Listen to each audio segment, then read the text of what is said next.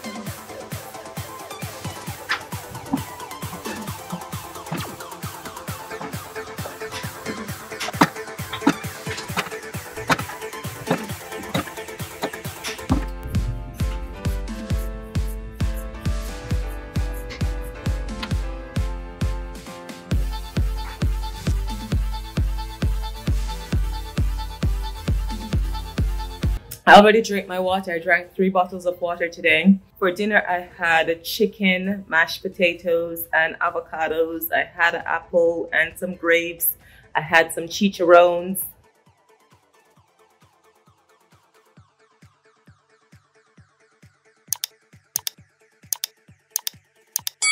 Alrighty guys, that is it for today's video. Thank you for watching. Have a super awesome day, and I will see you in tomorrow's video, and it will be more organized. Mwah. Bye!